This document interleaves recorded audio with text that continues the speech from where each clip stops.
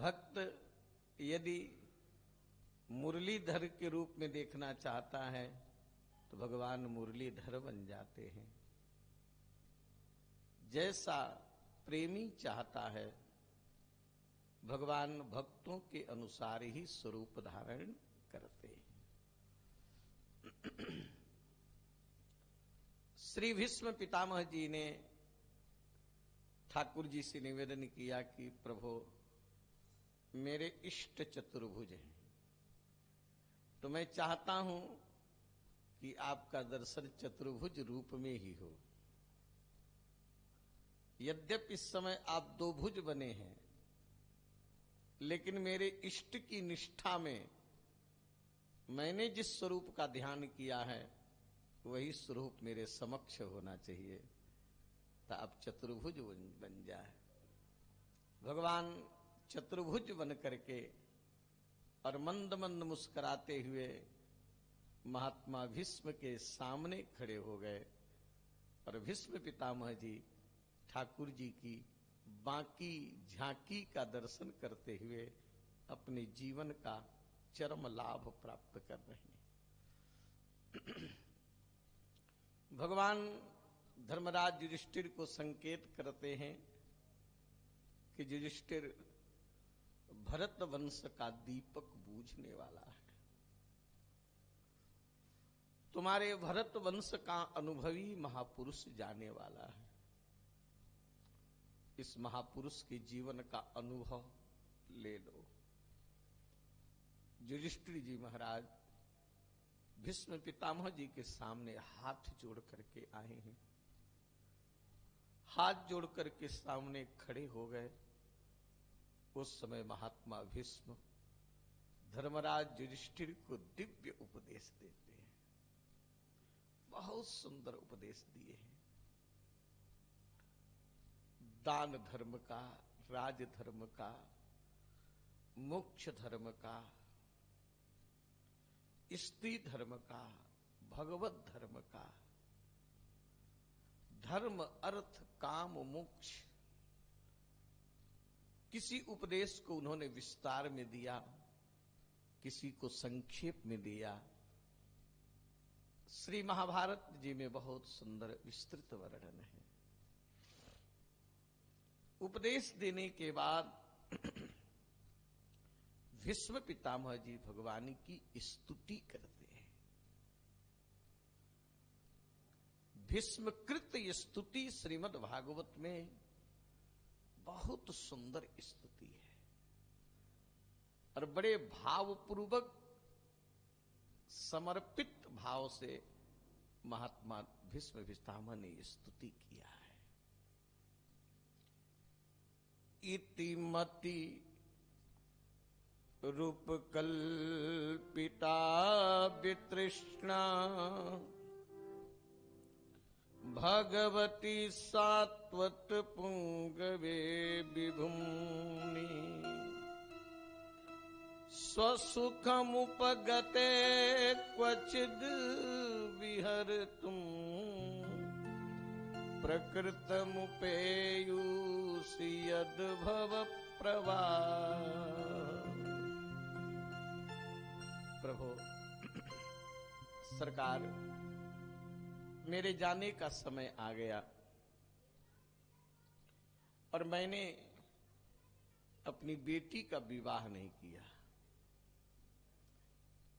जिस बिटिया को मैंने बड़े प्यार से पाला है और जिस बेटी को मैंने बहुत पवित्र और सुरक्षित रखा हूं, उस बेटी का मैं विवाह नहीं कर पाया, क्योंकि मेरी बेटी की योग्य आज तक कोई दुल्हा मिला ही नहीं।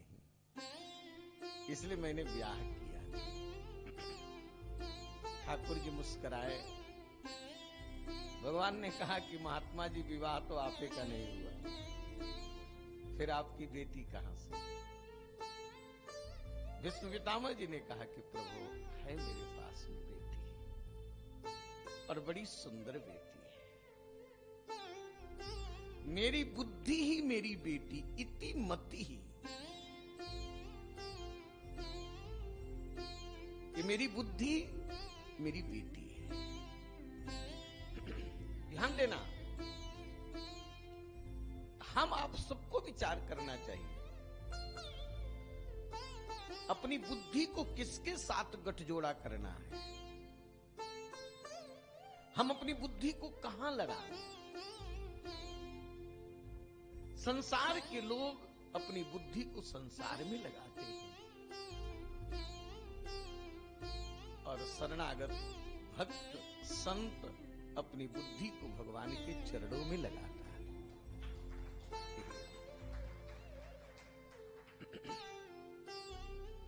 प्रभु, मेरी जो बुद्धि रूपी पुत्री है बड़ी विशुद्ध है, इसका विवाह मैं आपके साथ करना चाहता हूं। मैं अपनी बुद्धि को आपके से जोड़ना, आपके चरणों में समर्पित करना चाहता हूं। तो मेरी बुद्धि की सुंदरता क्या है? क्योंकि बुद्धि अशुद्ध तब होती है जब बुद्धि में तृष्णाएं आती हैं, लोकेषणा, धनेषणा, पुत्रेषणा। तो मेरी बुद्धि में कोई भी ईषणा नहीं, इसलिए वितृष्णा,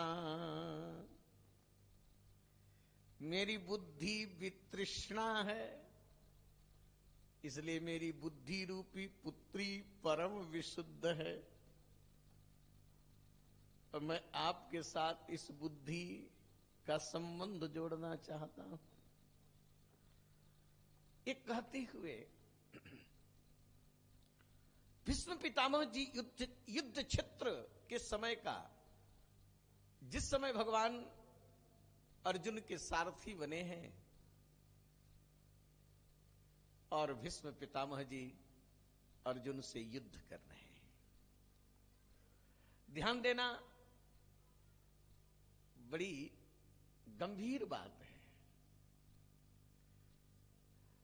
दुर्योधन के तरफ से भीष्म पितामह जी का लड़ना, एक तो सिंहासन से बंधे थे, ये तो बात थी, और दूसरे अंदर की बात ये थी कि मैं अर्जुन से युद्ध करूंगा और अर्जुन के सारथी भगवान बनेंगे, तो युद्ध तो अर्जुन से करूंगा और झांकी का दर्शन भगवान कृष्ण का करूंगा।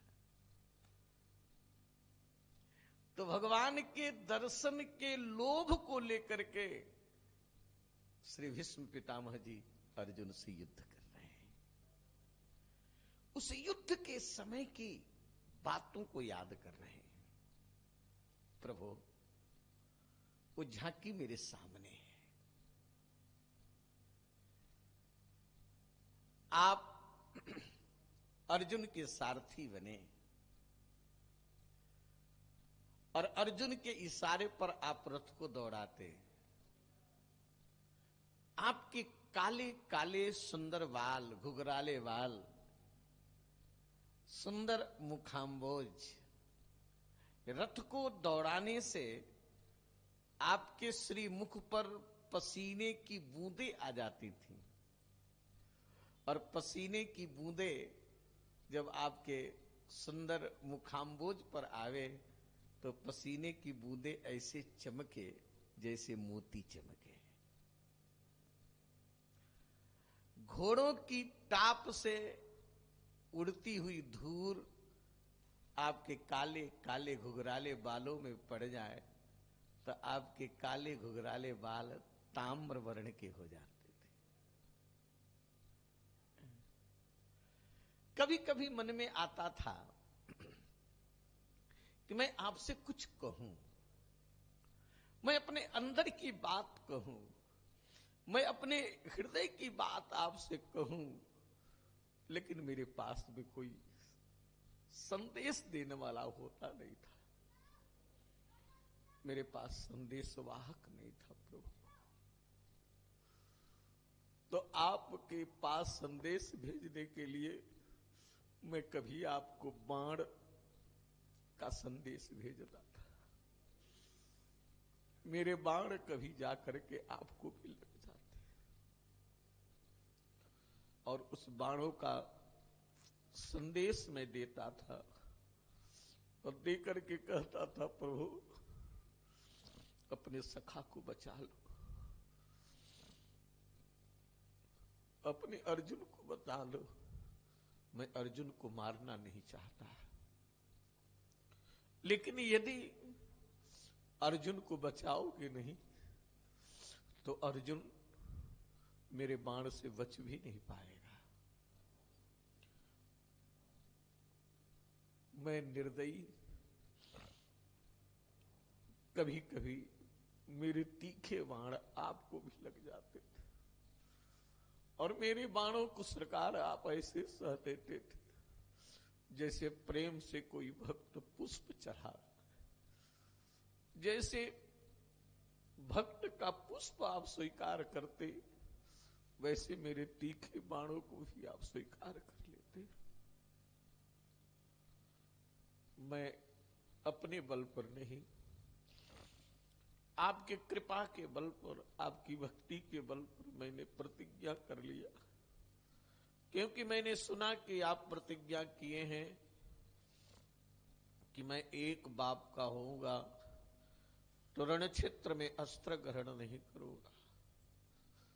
तो मैं भी ये प्रतिज्ञा कर लिया कि अगर मैं एक बाप का होऊंगा तो कृष्ण को रण क्षेत्र में अस्त्र ग्रहण करा करके रहूंगा। प्रभु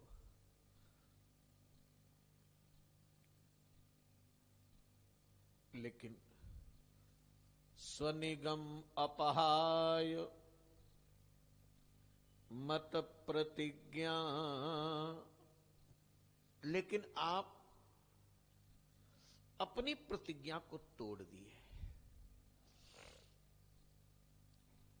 स्वनिगम अपहाय मत प्रतिज्ञा, अपनी प्रतिज्ञा को तोड़ करके मेरी प्रतिज्ञा को पूर्ण करने के लिए आप रथ का चक्का लेकर के दौड़ पड़े। हाँ, भीष्म पितामह जब अर्जुन को लगे मारने, अर्जुन के शरीर में तिल रखने की जगह नहीं थी कि जहां बाण न लगे। अर्जुन के घोड़े मर गए, अर्जुन का रथ टूट गया। अर्जुन भीष्म पितामह जी के बाण से इतने व्याकुल हो गए। अर्जुन ने पुकारा कि प्रभु यदि आप हमको नहीं बचाएंगे तो आज ये बूढ़ा सिंह हमको खा जाएगा, यदि आप नहीं बचाएंगे।